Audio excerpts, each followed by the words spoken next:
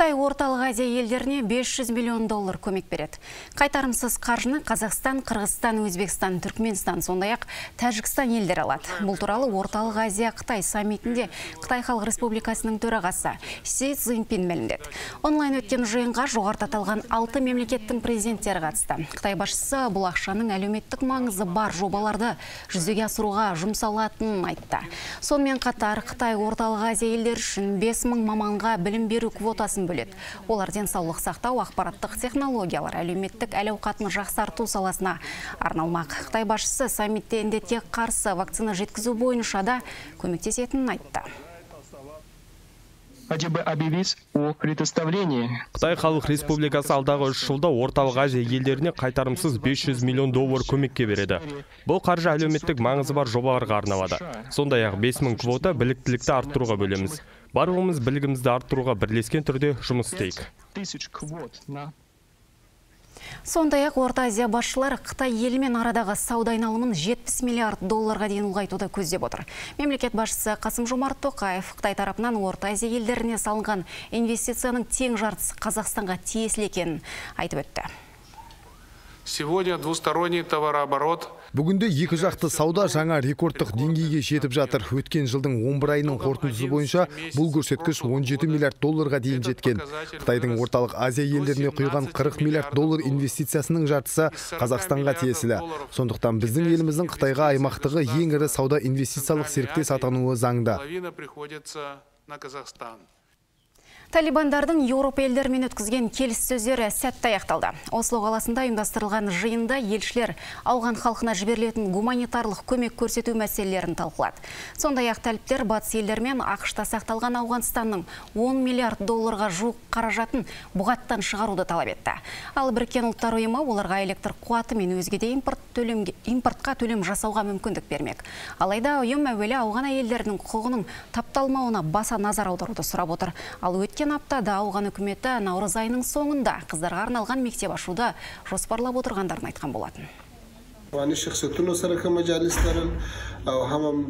3 күнге созылған кездесулер өте сәтті өтті. Біршама өзекті мәселелер талқыланды.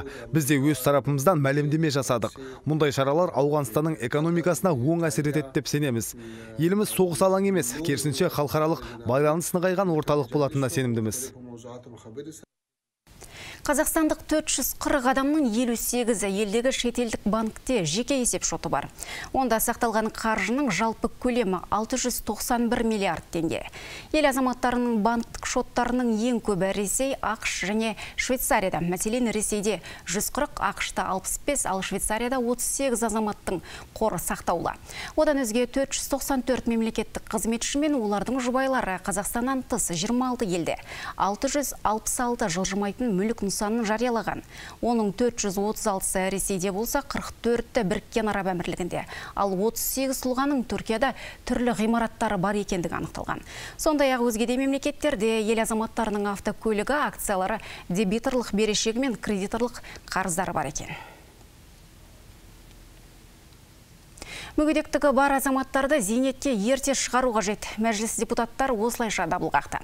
Әрине, ерекше қажеттілігі бар жандардың еңбек етуге құқығы бар. Тіптен кейбірі зейнет жасына жеткеннен кейін де жұмысын жалғастырғысы келеді. Дегенмен, мұндай адамдар аз дейді депутат Жамбыл Ахметбеков. Сондай-ақ халық қалаулысы ерекше қажеттілігі бар азамат зейнетке шыққанда жәрдемақы тоқтатылатынын сынға алды. Оның айтуынша, жасы ұлғайған сайын адамның денсаулығы да сыр бере бастайды. Тиісінше қаржылық қолдау артықтық етпейді дейді. Азаматтар жүйе үшін емес, жүйе азаматтар үшін жұмыс істеу керек деп кесіп айтты.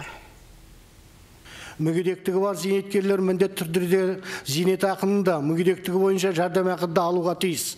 Біздің елде құқық қорғау және арнайы органдардың қызметкерлері ғана зейнетке ерте шығады.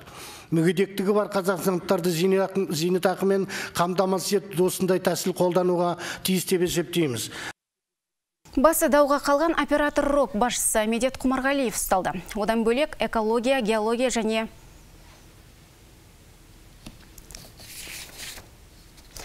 Экология, геология және табиғи ресурстар вице-министрі Ахметжан Пірімқұловта қамауға алынды. Оларға сыбайлас жемқорлыққа қатысты айып тағылып отыр.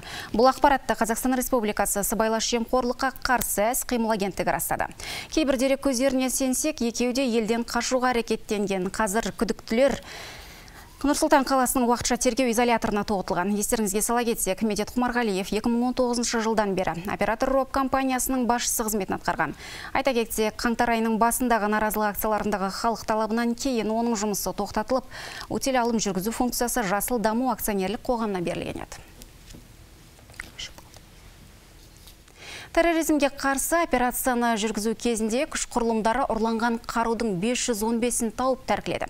Тиісінше күдікті 100-ге жуық адам құрықталып, уақытша ұстау абақтысына қамалды. Заңсыз қару-жарақ сақтаған 61 күдіктінің қолына кісен салынған. Прокурорлар мен полицейлер бүгінде атыс қару мен оқ-дәрілерді заңсыз сақтау және ұрлау фактілері бойынша 157 істі тергеп жатыр. Ұсталғандар көп жағдайда ұялы телефонына өз ұрлаған дүниелерін түсірген көрінеді. Министрлік сол бейне жазбаларға сүйеніп қамауға алғанын айтады. 19 қаңтарда Алматы қаласында 18 жастағы тұрғын ұсталды. Оның ұялы телефонынан азық-түлік дүкендерінің бірінде ұрлық жасаған бейне жазба, ұрланған заттар аясында селфи және ең сорақысы көшеде бір полиция қызметкерін топ болып қатыгез ұрып соғуға қатысуы табылды. Бұл бейне жазбалардың барлығын күдіктінің өзі жасаған. Ол уақытша ұстау абақтысына қамауға алынды. Мұндай фактілер көп. Айта кетейік, қақтығыс кезінде 7 қару-жарақ дүкені тоналып, 1500-ден астам қару ұрланған. Еліміздің 7 қаласындағы 1000 жарымға жуық нысанға шабуыл жасалған. Полицейлер отыратын 27 орын мен 12 әкімшілік ғимараттың күл талқаны шықты. 700-ден астам автокөліктің түгі қалмай өртеніп кеткен.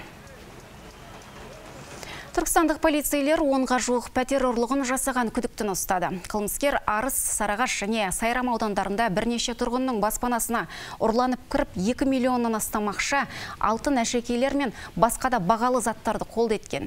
Сондай-ақ күдіктіден айғақты зат ретінде бренд қол сағат табылды.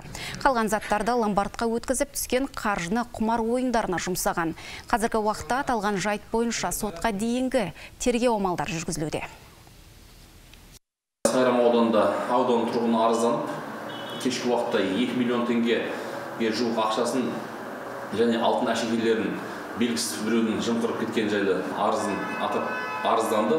Аталған арыз Қазақстан Республикасы қылмыстық кодексінің 188-ші бабымен тіркеліп, қылмыстық істер тергелді. Аталған күдікті 10-нан астам қылмыстарға күдіктілігі, яғни пәтер ұрлықтарына қатыстылығы анықталып, күдікті тұлға қамауға алынды. Бейжіңде өтетін қысқы Олимпиада ойындарынан ел үлкен үміт күтеді. Байрақты бәсекеде елдің намысын жықпай, чемпион атанғандарға берілетін мемлекеттік сыйақы да қомақты болмақ.